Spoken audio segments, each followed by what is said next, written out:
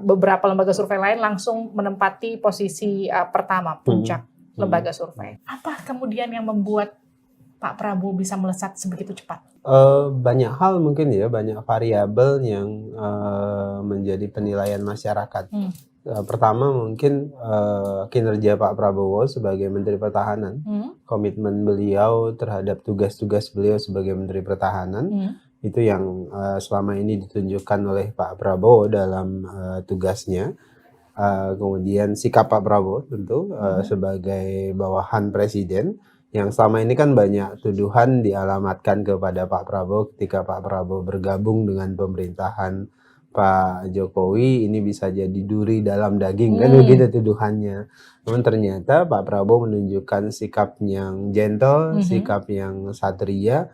Beliau bertugas sebagai prajurit, artinya beliau paham betul bahwasannya komandan beliau adalah Pak Jokowi, dalam hal ini Presiden, dan beliau melaksanakan tugas sebagaimana mestinya sebagai Menteri Pertahanan, dan itu dimaksimalkan beliau. Kemudian ketiga, Pak Prabowo otentik. Menurut kami Pak Prabowo sampai dengan detik ini tidak banyak berubah dari sisi otentisitas.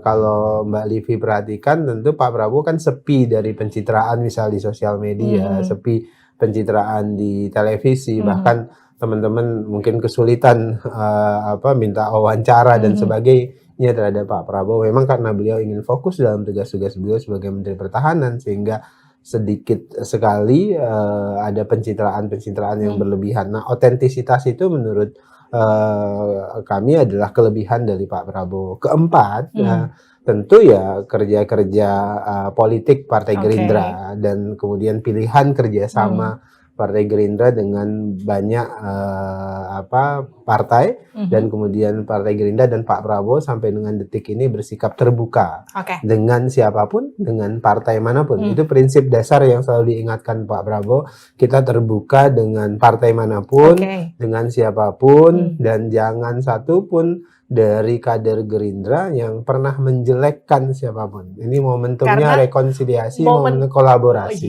Momentum untuk negosiasinya masih terbuka lebar ya. Bahasanya kira-kira gitu. Dia jadi jelek-jelekin dulu biar yang lain kira-kira siapa tahu bisa merapat. Itu komitmen. Gitu kemarin kan dikumpulkan Pak Prabowo tuh di Dharma Wangsa, semuanya dikumpulkan termasuk ketua DPD ya, dikumpulkan dan diingatkan berulang kali oleh Pak Prabowo. Beliau berharap seluruh kader Gerindra ke depan ya sudah, semuanya harus kubur dendam, semuanya harus kubur benci. Ini momentum untuk elit semuanya bersatu, sehingga publik, rakyat dalam hal ini juga ikut